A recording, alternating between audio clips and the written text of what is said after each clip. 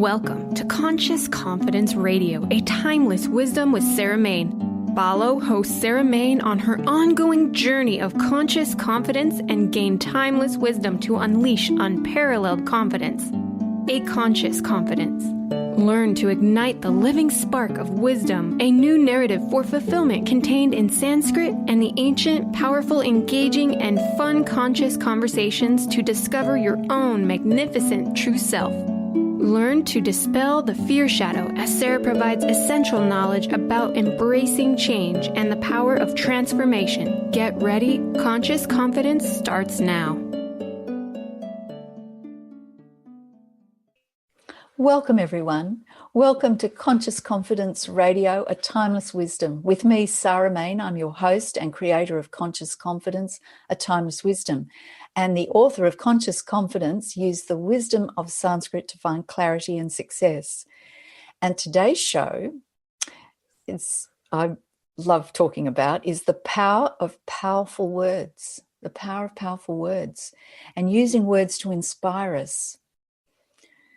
So I'm going to start, weirdly, by reading 20 words. I'm just going to read them out. So what I want you to do is just listen. I'm going to read 20 words out, one after the other, and I want you to just listen. There's nothing to see.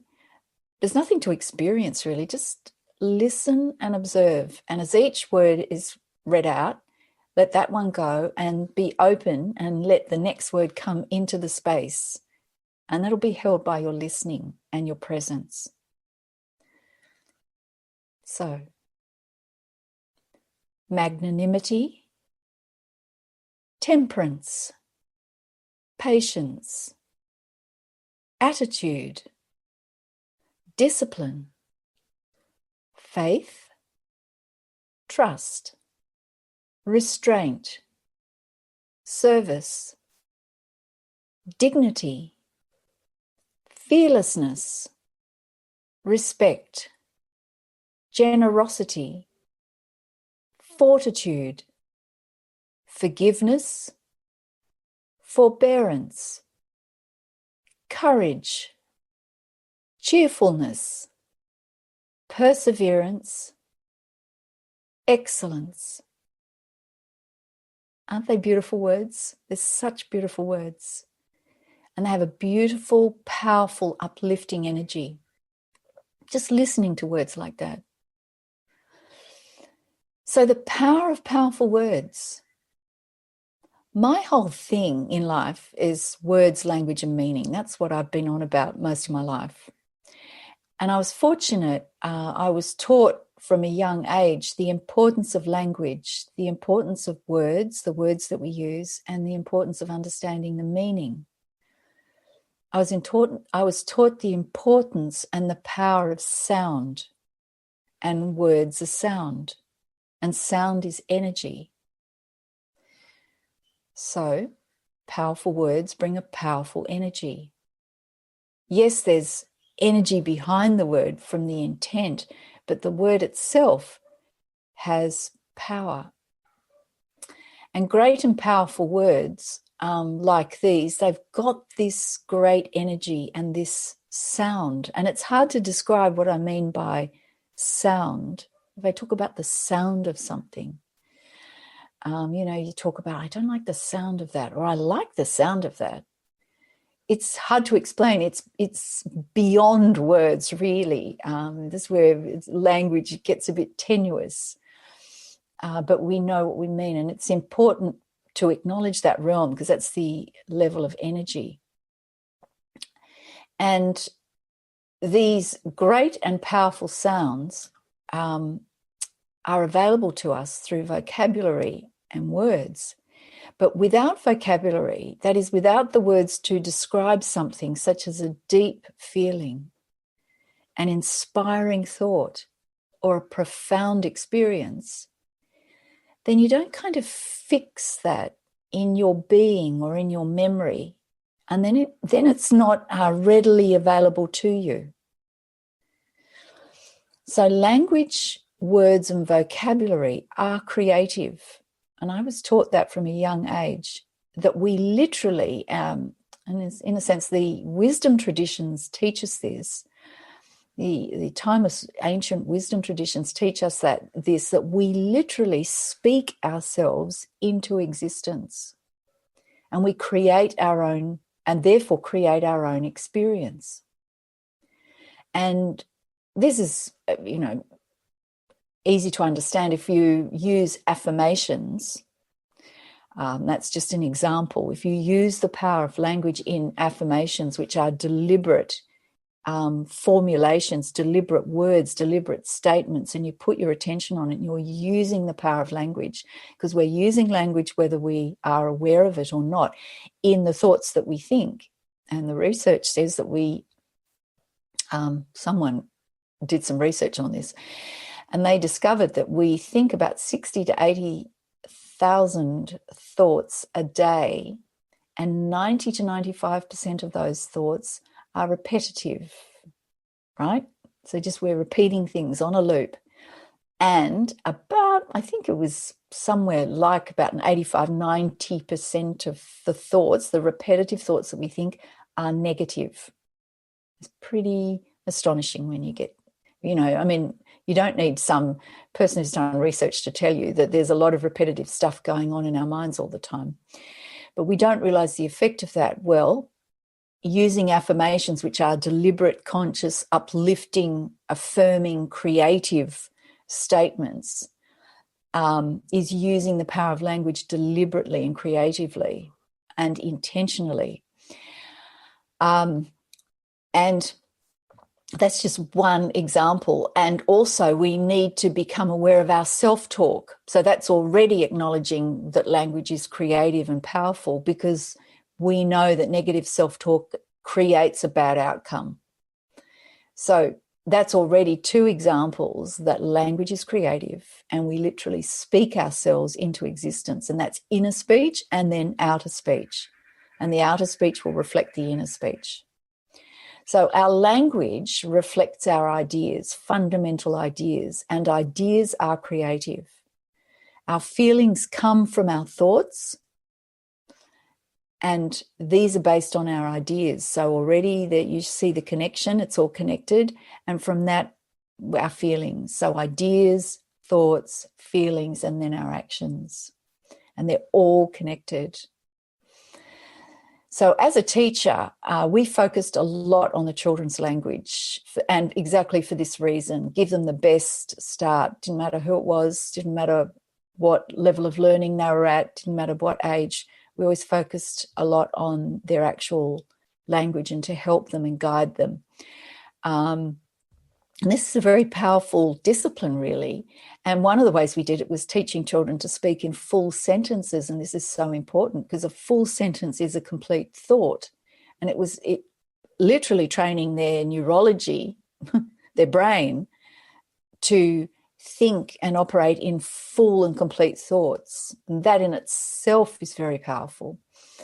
I could talk for hours on that and the implications of that. And of course, with the rise, and I was teaching before texting and emails and emojis and all of that. So with the rise of that, you could see the effect that it had actually on the neurology, and therefore the behavior and the approach that children had, and to get them to stop and actually say, great book. I'd say, that's a great book. And it sounds laboured, it sounds very formal, but it's actually training the mind to think in a complete thought rather than just these snippets and grabs. And if you understand the bigger issues, it can be done in a very supportive, loving, fun way. But it is a discipline. But once it gets in, you hear them speaking amongst their friends and so on, and their speech is quite different. They're just kids, but they can actually hold a conversation where they've got thoughts that have a beginning, a middle, and an end, rather than just grabs and snippets and so on. And it has a profound effect. And that's using the power of language. So having a rich vocabulary, being exposed to great literature and great music, this is all part of it, these great sounds. So Now, take a few words, like from the list that I read. I just took a few words. I took 3 actually from that list of 20, and I started to consider, what do they mean? Let's get some new meanings. And I didn't even go to the Sanskrit. I thought, okay, having a break from that today. I just looked up 3 online dictionaries: the Cambridge Dictionary online, Merriam-Webster online, and the Collins Dictionary. Just 3. I didn't go to the Oxford. There are tons of others. I took the word fortitude. Courage over a long period of time is what Cambridge says. Strength of mind that enables a person to encounter danger or bear pain or adversity with courage. That's Merriam-Webster. And if you say that someone has shown fortitude, you admire them for being brave, calm, and uncomplaining when they have experienced something unpleasant or painful. That's Collins. So already 3 different, similar but different ways of expressing and explaining fortitude. I've already learned something new. I'm thinking about it in a broader, fresher way. Take the word magnanimity. Collins Dictionary says, magnanimity is kindness and generosity towards someone, especially after defeating them or being treated badly by them. Merriam-Webster says, the quality of being magnanimous, loftiness of spirit enabling one to bear trouble calmly, to disdain meanness and pettiness, and to display a noble generosity. Merriam-Webster. Cambridge Dictionary says, kindness and generosity, especially towards an enemy or someone you have defeated. Magnanimity. We always said to kids, say in their athletics, if you had to be magnanimous in defeat and magnanimous in victory. So you always congratulated the other people. If you won, you congratulated the other people who competed against you. And if you lost, you went and congratulated the winner and congratulated all the others for all their efforts to engender a magnanimous spirit, sort of practically. That was one way kids could relate to that. And I took temperance as well, and after the break we'll go into temperance and then look at some practical ways to start bringing these great powerful words into our daily life, because these powerful words bring powerful energy, the power of powerful words, and it starts infusing our thoughts, and our ideas and thoughts are creative. Remember that we literally speak ourselves into existence. And we speak our life experience into existence through our language, inner speech and outer speech. So we have to be very careful. So it's time to get some new knowledge. That's what I thought. So we're going to take a break, and I'll come back and talk a little bit more about the word temperance and then how we can get practical about this. See you soon.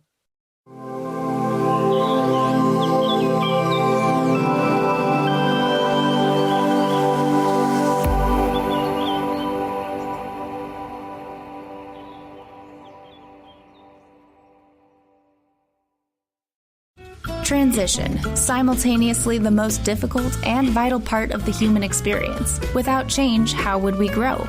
Tune in to Grounding into Your Radiance with Stacey Barber every second and fourth Thursday at 9 a.m. Pacific on TransformationTalkRadio.com. Step into your truth and allow the light into your life. For more information about Stacey and her services, visit StaceyBarber.com. That's Stacey, Stacie, Barber.com. Raising the vibrations through stimulating conversations while exploring the mysteries of Atlantis and Lemuria on Tales from the Merworld Radio with me, Amira Beth. Join us every second and fourth Thursday at 1 p.m. Pacific on TransformationTalkRadio.com. Be ready to feel empowered and an active part of the changing earth. For more information about me, visit amirabeth.com.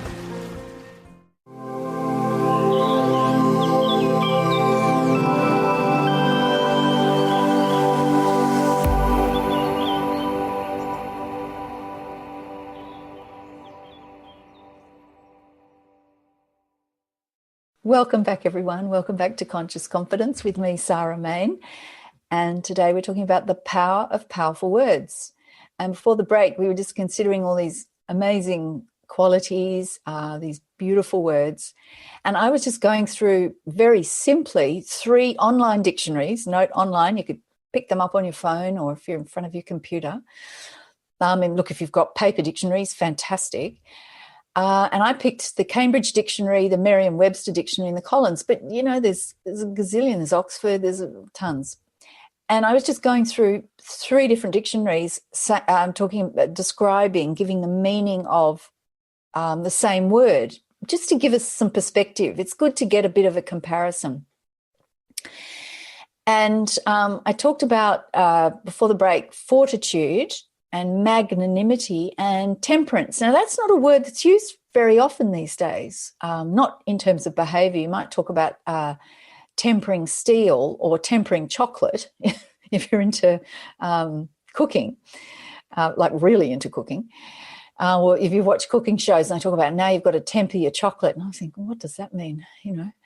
But temperance used to be in sort of common usage, but not so much now, and almost seems unpleasant or unfashionable. It's like the word discipline. Discipline is not necessarily a hooray word these days.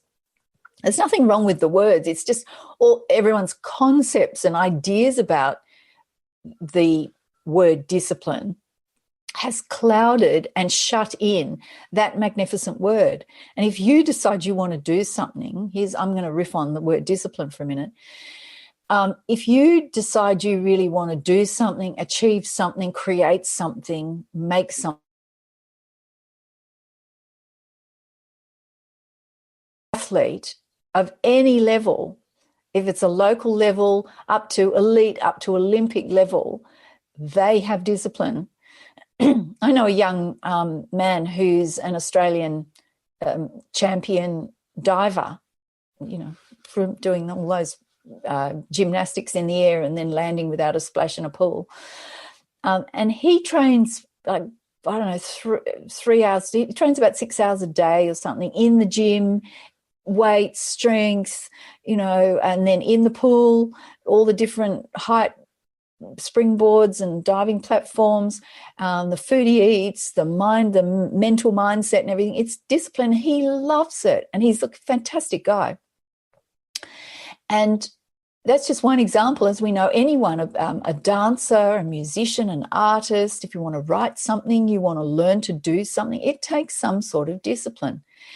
And discipline is a beautiful thing. It's actually one of the meanings of discipline is to move freely. Discipline enables you to move freely in the thing you want to achieve. But, discipline always, if you mention it, people go, I don't like it. They have immediately recoil because they have a negative concept about it. Similarly with the word attitude. I did a little sort of straw poll research with some friends when I was doing a show on attitude some months back. I spent a whole time on it. You can go back and listen to it. And it was really, really interesting because one of the questions was, when I say this word, what's your first response without thinking? And I'd say attitude. Absolutely every single person I asked, it was negative. Attitude to them equals a negative attitude. And a number of them had teenage kids, and they just immediately thought of teenage kids with a negative attitude. And they never stopped. And they also thought of attitude as a sort of mental, intellectual concept, not connected to the heart. And if you listen to my show on attitude, the Sanskrit completely disputes that idea that attitude is just an intellectual concept, because it's a holistic thing of the mind, the heart, and your actions is all related to attitude. So that's just, we carry all these concepts that limit and restrict and are knee-jerk in a sense. And so it's always good to go back and refresh what we understand of the meaning of things, because that prevents us from getting sort of shut in by limited thinking, basically. Hence our ideas, the fundamental ideas that we're often not even aware of, the ideas promote the thoughts that we think, the thoughts bring up the feelings that we feel, and that determines our actions. So these ideas, these fundamental ideas, are very important. We need to get our awareness on them. And these ideas are words, usually sentences, and they have a sound, they have an energy, they have a vibration. We literally speak ourselves into existence. We speak our experience into existence every moment of the day. So let's take temperance. Off the riff, back onto temperance. So control of your own behaviour, such as not drinking or eating too much. That's the Cambridge. Merriam-Webster says moderation in action, thought or feeling, restraint. Moderation, just, And then the Collins, that's Merriam-Webster, and then the Collins Dictionary, a person who shows temperance has a strong mind and does not eat too much, drink too much, or do too much of anything. So there's a balance and a measure. So that's the Collins. So that already takes us out of temperance and the temperance movement and, banning alcohol and all that sort of stuff. Temperance can seem a little bit severe, but it just means moderation and balance and control and self-control. So there's a lot to learn just in that one word, temperance, tempering behaviour, for example.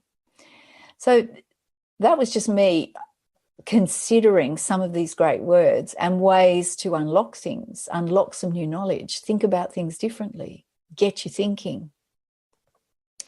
So here's one practical approach. Choose one or two great and powerful words. Now, I gave you a list of 20. Just choose one or two powerful words and look them up in some different dictionaries, just online.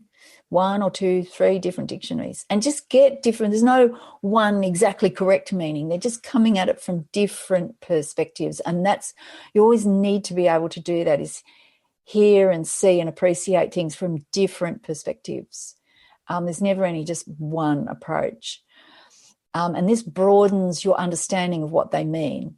And then contemplate these meanings. And that means sit down, put your attention on and think about it. Think about it from different angles. Ask yourself questions about it.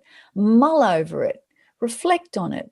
If this means that, what does that look like? I wonder if... Contemplate it, just for a moment, already getting out of our habitual action-reaction thinking, which is repetitive. Consider how you might practice it in your daily life. Ask yourself questions. Simply, how can I practice this? What do I need to do? What would this look like? Then think about someone you know or know of who demonstrates this quality. That's one of the questions. It could be someone famous or just someone you know of, or family member or someone you've heard of, whatever. And then ask yourself, what would a wise man or woman do now to live into this quality, or give expression to this quality, or demonstrate this quality? Ask that question. And then remember this quality during the day. Even write it on a Post-it and put it on the fridge or on your desk or screensaver, or set a timer on your phone to remember this quality just for a moment, because now we're awakening the memory. And let the sound, the vibration, these considerations infuse your mind and your heart and your actions. Because once it's vibrating in you, it will become clear to you, I see. Say, for example, in my case, I noticed there were certain areas where I really lacked patience. So I put my attention on it, asked myself questions, came up with a really fun and practical way of overcoming it.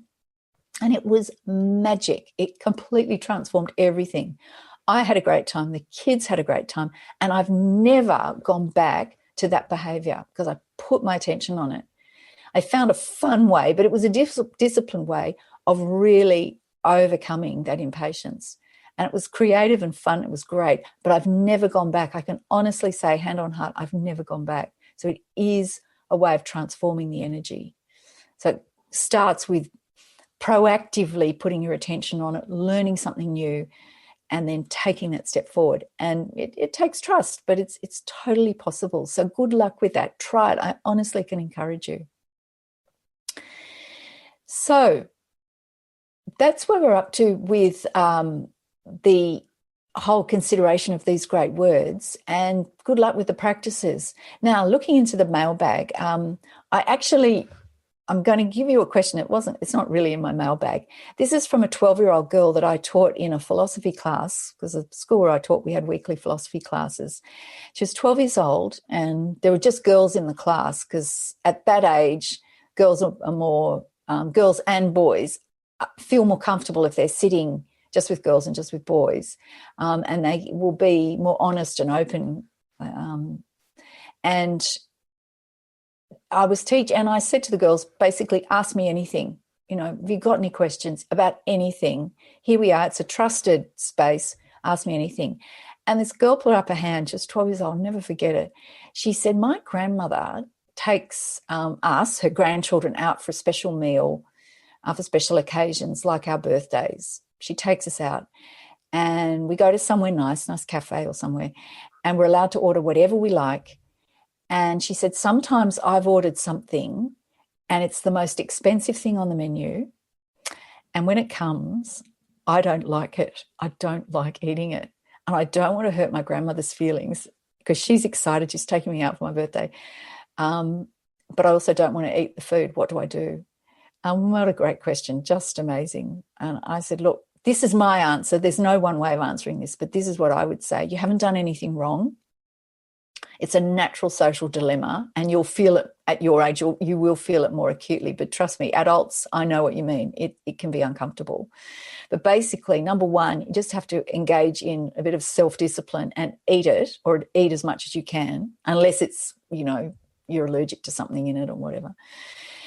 And don't say anything for the sake of your grandmother. Or if your grandmother notices that you haven't eaten it, much of it, or you're eating very slowly, and she even says anything, then maybe you could say, look, Grandma, I really appreciate and love your generosity and kindness and take me out, but look, basically I've ordered the wrong thing. It wasn't what I expected. I'm really sorry. And I can tell you, your honesty, your clarity, delivered in a kind and polite way, will always work in the end. It will disarm any hurt. So anyway, what a great question.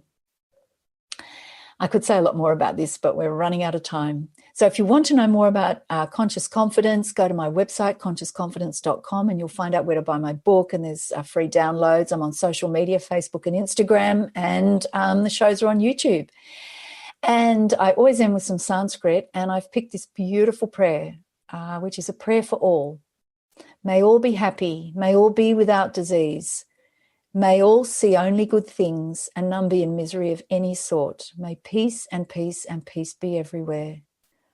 Om Sarve Bhavantu Sukhina, Sarve Santu Niramaya, Sarve Bhadrarni Pashantu, Ma Kaschid Dukkha Bhag Bhavet.